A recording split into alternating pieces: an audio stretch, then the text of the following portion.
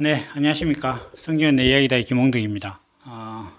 오늘 출애굽기 22번째 시간 정도 되고, 오늘은 홍해를 건넌 이스라엘 백성들이 하나님께 찬양하는 장면을 가지고 우리가 찬양이란 무엇인가에 대해서 한번 생각을 해보고, 두 번째 주제로는 이제 여호와 라파라는 말이 있죠.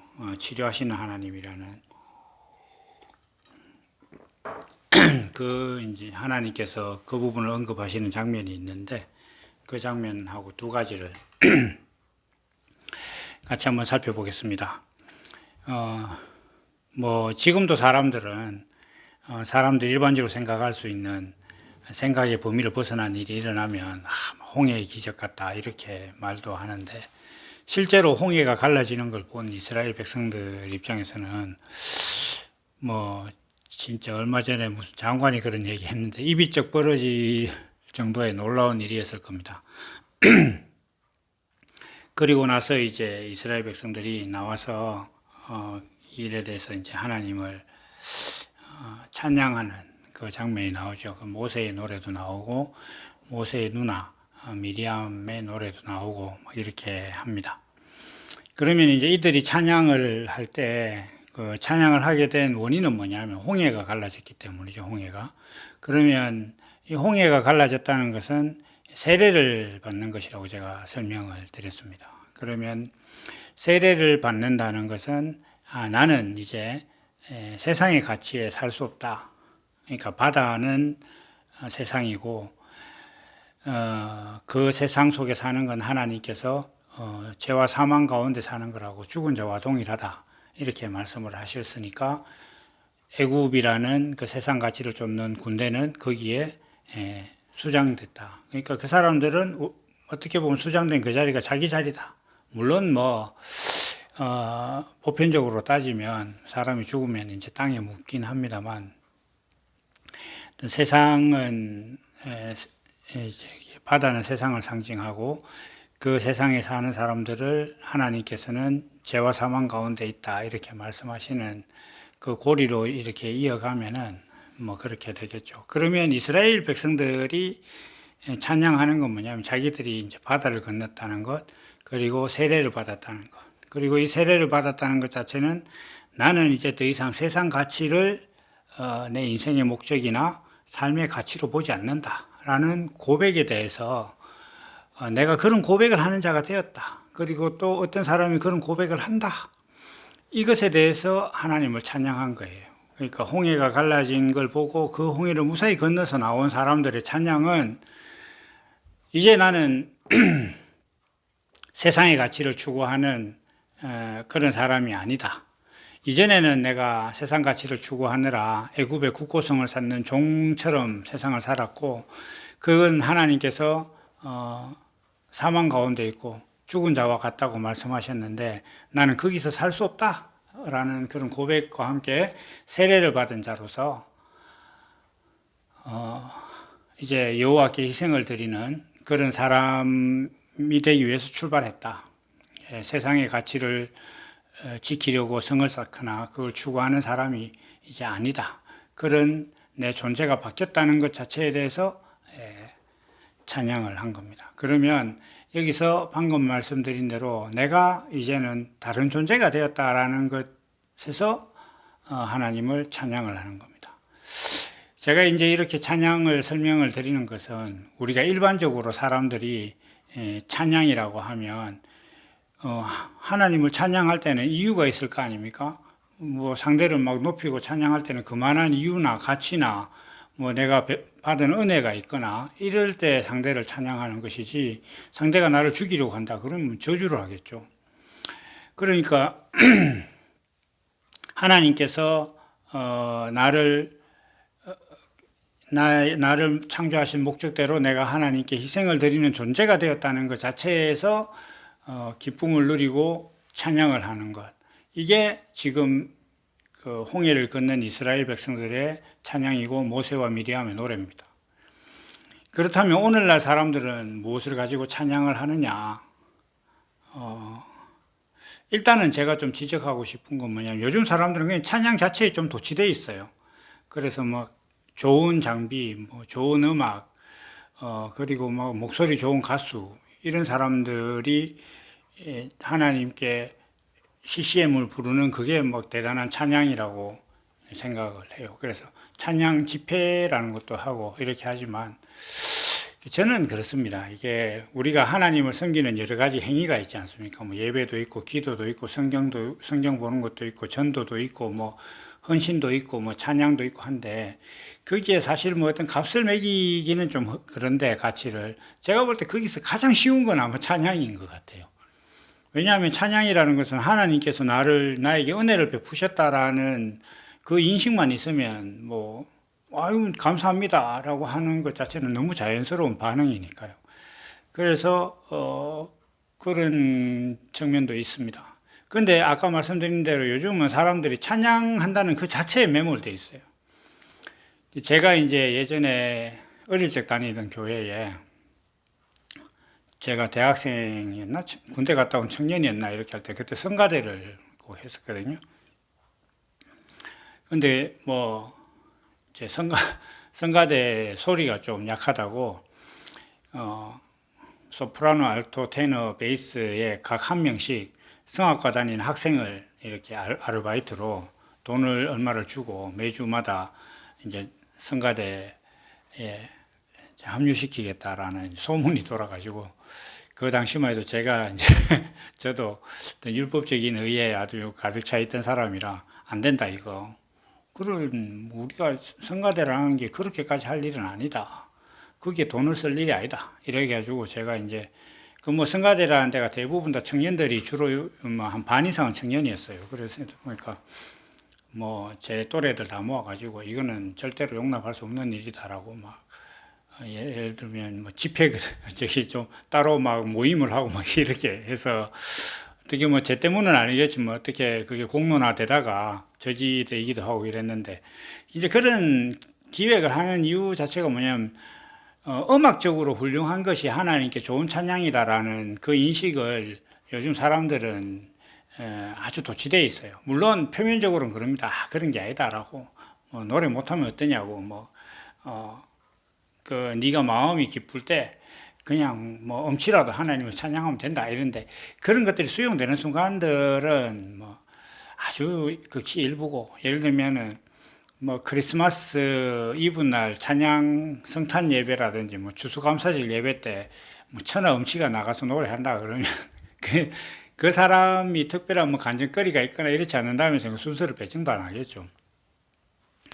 그리고 또 하나는 뭐냐 하면은 사람들이 그런 그 찬양에 매몰된 이유 중에 하나는 사람들이 하나님께 감사하고 하나님을 찬양하는 원인이 어디냐 하면 세상에서 잘 살게 되는 것 이런 것에 대해서 되게 하나님을 찬양해요. 그러니까 뭔가 이런 거 있잖아요. 그거 참 하나님의 은혜다 이렇게 말하는 것도 사실 짧지만 하나님을 찬양하는 거거든요.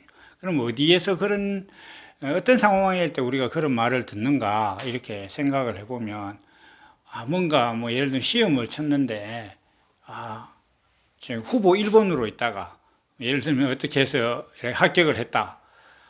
그거 하나님의 은혜다고. 그 하나님께서 처음에는 뭐 좀 사람을 겸손하게 만들고 그랬다가 이제 합격하게 해주셨다. 이렇게 사업적으로 뭐 되게 어려운 일이 있었는데 예를 들면 뭐 내가 가지고 있는 사업 계획안이 있는데 이걸 가지고 은행에서 뭐 돈을 좀 투자받거나 이래야 되는데 은행에서 막 돈이 대출이 안 된다고 어려워하는데 어떤 사람이 와가지고 당신 사업 참 괜찮다 내가 좀 투자하겠다 뭐 이런 일이 있었다고 치면 그 사업안을 갖고 있었던 사람이 기독교인이라면 막 주변에서 당신 하나님의 은혜다 그리고 만약에 그 사람이 뭐 그 사업에 좀 성공을 위해서 뭐 새벽 기도회라도 좀 다니고 이랬다 그러면은 당신 정말 하나님께서 도우신 거다 이렇게 서로 막 격려하고 높인다면 그게 하나님 찬양이에요.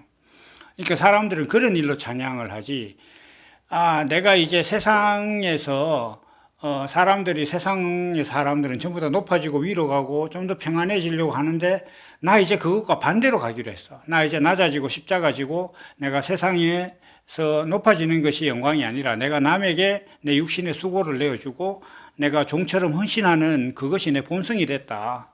그러니까 한마디로 나는 이제 하나님께 희생을 드리는 자가 됐다라는 그런 방향성을 가지고 있는데 하나님을 찬양하진 않아요. 그러니까 하던 일이 안 됐어. 안 되고 이 사람이 점점 뭐라 그럴까 이제 뭐 남이 옳다는 주장 앞에 자기 자신의 수고를 내어주는 그런 사람이 돼가고 있다. 그 바보 같은 짓이다. 성경에 보면은 약간 좀 딴 이야기일 수 있는데 사람들이 나를 조롱합니다라고 막 이렇게 시편 같은 데서 많이 이야기하잖아요. 그 조롱이 요즘 뭐 사람들이 개독교인들아 자꾸 이렇게 욕하는 거 그거하고 다른 겁니다. 그 성경에서 사람들이 나를 조롱한다 이렇게 얘기하는 건 뭐냐면 너는 왜 세상 사람들은 다 높아지는 것을 추구하는데 너는 왜 낮아지는 걸 추구하느냐? 바보 아니냐? 너 이게 조롱이에요. 그러니까 예수님께서 십자가를 지시기 전에 야, 네 뭐 하나님의 아들이라며 그러면 십자가에서 내려와 봐라라는 게 그게 조롱이단 말이에요. 사람들의 가치는 하나님의 종이라면 십자가 이 정도는 뭐 가뿐하게 해결하고 뭐 물리치고 이렇게 해야 되는 게 하나님의 사고방식이에요. 그것과 똑같은 방식이 사업을 하면 잘 되고 공부를 하면 승승장구하고 건강 날마다 좋아지고 막 점점 부자 되고 이걸 하나님의 은혜라고 알고 있는 사람들의 그 은혜와 가치가 예수님의 십자가 앞에 딱 서면 어떻게 되느냐 하면 야, 예수 그리스도는 빨리 내려와야지 이렇게 되는 거예요. 그러니까 그런 조롱을 받는다는 거예요. 그러니까 그런 조롱을 받는 모습을 보고 야, 너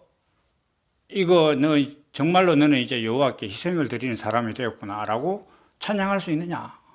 그게 사실은 지금 오늘 이스라엘 백성들이 홍해를 건넌 다음에 찬양을 하는 주제고 이유예요. 그럼 오늘날도 우리가 그런 찬양을 할 수 있어야 돼요.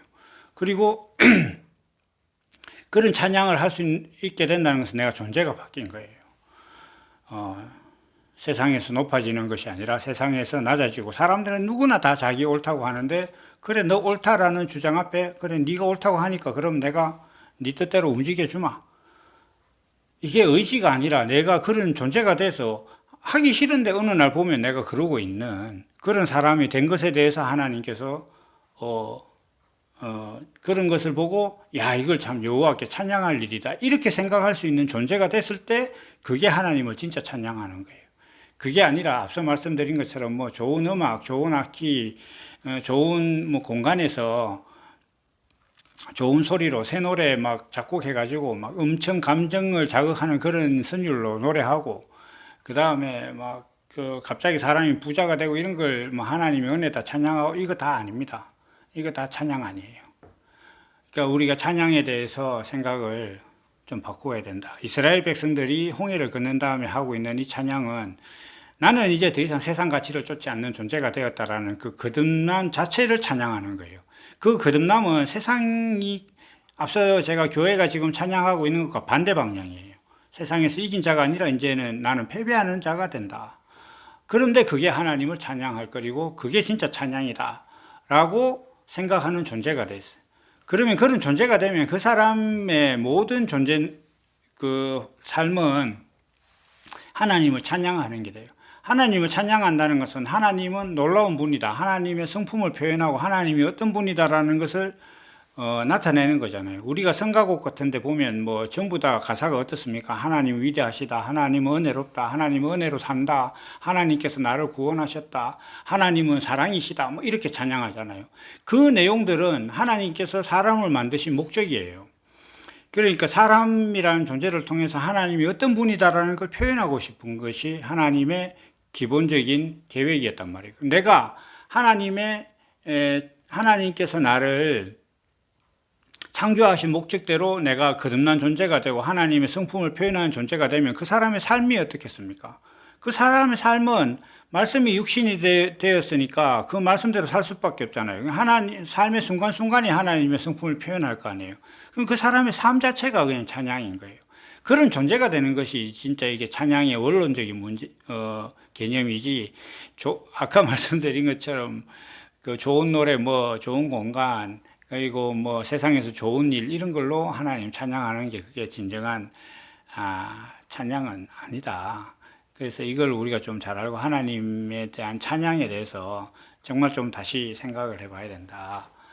찬양이라는 것은 내가 이제 더 이상 세상 가치를 쫓지 않는 자가 되었다는 것에 대해서 하나님을 높이는 것이 찬양입니다. 그리고 내가 세상 가치를 추구하지 않는 자가 되었다는 것 자체는 이제 내가 세상에서 조롱받고 남들 다 위로 갈 때 나는 낮은 데로 가고 십자가로 가니까 사람들이 저 병신 같은 게 무슨 짓을 하고 있는 거야 이런 소리를 듣는 존재가 되었다는 것에 찬양하는 거예요. 그럴 때 그게 하나님을 찬양하는 것입니다. 그래서 오늘 이 이스라엘 백성들이 홍해를 건너서 세례를 받았다. 그리고 내가 이제 세상 가치를 쫓는 자가 아니다. 나는 이제 여호와께 희생을 드리는 가는 존재가 되었다.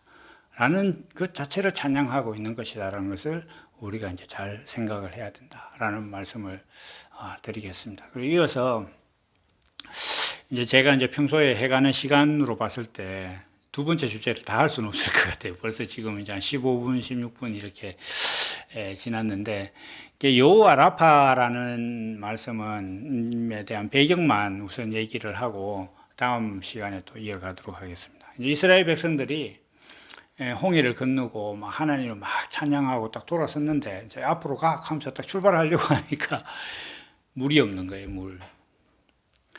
근데 물이 있는데 써서 못 먹는 거예요. 써서 먹을 수가 없다. 그래서 이스라엘 백성들이 방금 그게 뭐 정말 길어야 며칠 안 될 텐데 하나님을 막 그렇게 찬양하고 돌아섰는데 하나님 이럴 수 있냐? 우리 지금 뭐 물도 안 주고 이러면 되겠냐라고 원망을 막 하는 거예요. 모세한테도 막 원망을 하고 물 내놔라 막 이제 이렇게 얘기를 합니다. 그랬더니 하나님께서 이제 모세에게 한 나무를 가리키면서 저 나무 가지를 이제 물에 던져라 이렇게 하니까 그 모세가 그대로 행했죠. 그렇게 행하니까 물이 달아졌다 그랬어요. 그래서 그 물을 이제 마셨다. 그런데 그 상황을 두고 하나님께서 뭐라고 말씀하셨냐 하면 좀 특이하게도 자, 내가 지금 이렇게 한 것은 내가 너희를 치료하는 하나님이다라는 것을 보여주기 위한 것이다. 이렇게 이제 말씀을 하세요. 그러면서 이제 이제 사건이 어떻게 전개되냐 하면 물 때문에 이렇게 하나님 원망한 게 마라라는 곳이에요. 그러니까 마라라는 곳은 원래 그 지역의 이제 지명이라기보다도 물이 쓰다 그래서 쓴물이라는 뜻에서 그 이제 마라라고 이름을 붙였다고 그래요. 따지고 보면 요즘도 뭐 마라탕이라고 있긴 한데 그건 맵죠. 어쨌든 간에 지금 그런 장소가 있었고 그 다음에 또 돌아서서 뭘 하냐면 이제 배고프다. 먹을 거 내놔라. 이렇게 해서 이제 만나와 메추라기가 나오게 되고 만나와 메추라기가 내리니까 하나님께서 야 만나와 메추라기 내가 하루 먹을 채씩 준다. 그러니까 자기 먹을 만큼만 걷어서 가라. 그리고 안식일 전날은 내가 안식일 날 너 일하면 나를 섬겨야 되니까 이틀지를 주겠다. 그러니까 이틀 먹을 만큼 내가 챙겨가라. 이렇게 하나님께서 말씀하셨는데 이 사람들이 하루치 이상을 가져가서 냄새가 나고 그 다음에 또 안식일 날 아침에 또 만나나 메추라기가 있나 싶어서 또 나가보고 이렇게 또 불순종을 하죠. 그래서 이걸 보고 하나님께서 내가 너희를 지금 시험하고 있다 이렇게 이제 또 말씀을 하시고 그 다음에 또 다시 물이 없다고 또 이제 막 난리를 쳐요. 그 다음에 물이 없다고 이렇게 하니까 그때 이제 모세가 반석을 쳐서 이제 물이 나오게 되고 뭐 이렇게 합니다. 이때 모세가 반석을 치는 것은 모세가 이제 가나안 땅에 들어가지 못한 이유라고 하는 뭐 반석을 화가 나서 두 번 치고 이건 아니고요. 그 자리는 아니고 이제 그렇게 하고 난 다음에 전개는 이제 전쟁을 드디어 시작합니다. 아말렉과 전쟁을 시작하고 이 아말렉과 전쟁에서 이제 모세가 뭐 팔을 들고 있는데 팔이 내려가면 지고 팔이 올라가면 이기고 이렇게 해서 아론과 훌이라는 사람이 모세의 팔을 이제 받치고 있으니까 여호수아가 가서 전쟁을 이겼다. 이제 이렇게 되고 그 다음에 이제 모세의 장인 이드로가 와서 하루 종일 모세가 그 백성들의 민원을 해결하는 걸 보고 너 이게 잘못됐다. 잘못됐으니까 너 이제 사람들한테 좀 맡겨라. 이래서 뭐 10부장, 100부장 이런 제도가 생겼다. 이렇게 이제 이야기가 진행됩니다. 근데 특이한 것은 하나님께서 제일 처음 사람들이 물이 없을 때 내가 너희를 치료한다 이렇게 얘기를 하셨어요. 치료한다. 그러니까 어떤 그 하나님께서 이제 사람을 치료한다 이렇게 할 때 이 치료가 어떤 것이냐? 이게 육신의 병을 치료하는 거 이거 아닙니다. 이제 예수님께서 이 땅에 오셔서 이제 뭐 많은 병자를 고치셨죠. 그래서 그 병자의 수가 몇 명인지도 몰라요. 왜냐하면 뭐 우리가 사건 자체로 있는 건 셀 수가 있는데, 예를 들면은 뭐 복음서에 보면 많은 병자들이 오니까 예수님께서 많이 고쳐줬다 해서 거긴 숫자가 안 나오거든. 그러니까 예수님께서 전부 몇 명 고쳤는지 셀 수 없어요. 그런데 이제 많은 병자들을 고쳤는데 아무래도 뭐 병의 제일 극단은 사람이 죽는 거니까 예수님께서 이제 죽은 사람을 3명 살리셨잖아요. 뭐 야이로의 딸이랑 뭐 베드로의 장모랑 나사로랑 이런 사람도 살렸잖아요. 그런데 그 사람들 지금도 없어요. 다 죽었어요. 지금까지 만약에 그 사람이 정말로 살아있다, 뭐 야이로의 딸이 지금까지 뭐 나이 뭐 한 3,000살 돼가지고 내가 그때 예수님께서 나 살려줬다, 내 나이가 지금 3,000살이다, 2,000 몇백 살이다 이러면 사람들이 예수님 다 믿겠죠. 그리고 야, 예수님이 정말로 사람의 육신을 고쳤구나, 2,000년 전에 이렇게 의술도 없을 때 막 죽은 사람을 살리고 그랬구나 이렇게 믿겠지만, 예수님께서 또 하나님께서 사람들이 하나님을 믿어주기를 바라는 건 그게 아닌 거예요. 만약에 그게 하나님께서 사람이 나를 믿는데 내가 너희를 치료하는 하나님이다라는 걸 믿기 원한다, 사람이 난 너희를 치료하는 하나님이야, 그러니까 이걸 너희가 믿기를 원한다 이렇게 하나님께서 원하셨으면 적어도 뭐 사람 하나 정도는 지금 좀 남겨놨으면 그건 뭐 쉽게 믿겠죠. 근데 지금 다 죽었어요. 그 사람들 뭐 나사로도 죽고 없고 뭐 다 죽었어요.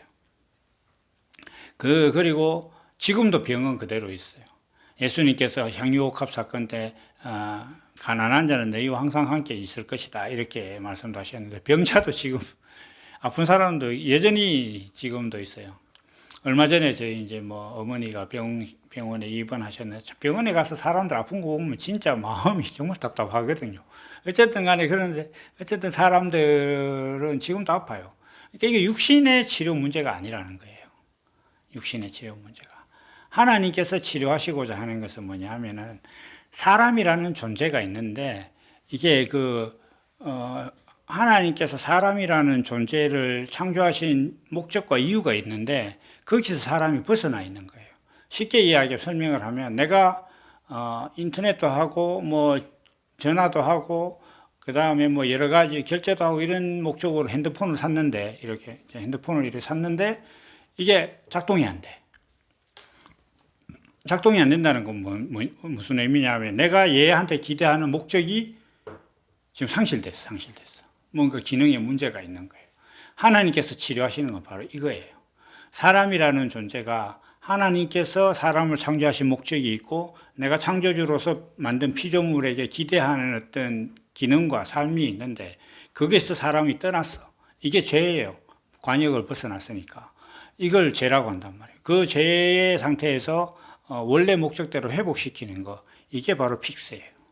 치료하는 거예요. 하나님께서. 하나님의 치료는 이것이다 이렇게 이제 성경은 말하고 있는 거예요. 여기서뿐만 아니라 전체적으로 하나님의 모든 치료, 예수님의 모든 치료는 이걸 이야기하는 거예요. 그래서 하나님께서 나는 너희를 치료하는 하나님이다 이렇게 했는데, 이 사건의 이런 개념에 대해서 처음에 물을 가지고 라마라는 선물에 대해서 있었던 것과 그다음 이제 만나와 매출하기로 이어지는 이 사건은 다음 시간에 또 이어가도록 하고, 오늘은 우리가 찬양과 여호와 라파에 대해서 했는데, 특히 찬양이라는 것이 내가 이제 세상 사람들이 다 추구하는 것과 거꾸로 가는 존재가 되었다는 것을 찬양하는 것이 그게 하나님을 찬양하는 것이다라는 그런 얘기를 그런 개념이라는 것을 여러분들께서 잘 이해를 하시면 좋겠다 이렇게 좀 말씀을 드립니다. 오늘은 여기까지 하고 또 다음 시간에 만나도록 하겠습니다. 감사합니다.